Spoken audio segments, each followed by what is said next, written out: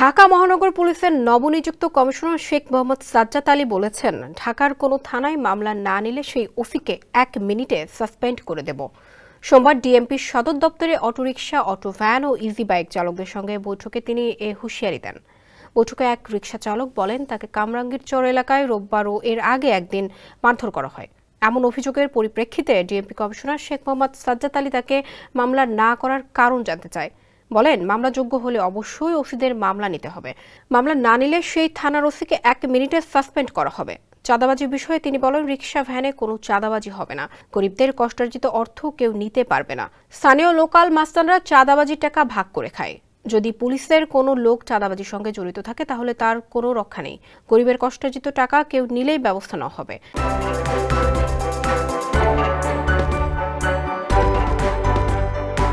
চাঁদাবাজি বন্ধে কমিটি করার কথা জানিয়ে তিনি বলেন, রিকশা চালকরা থানার ওসিকে নিয়ে কমিটি করুন।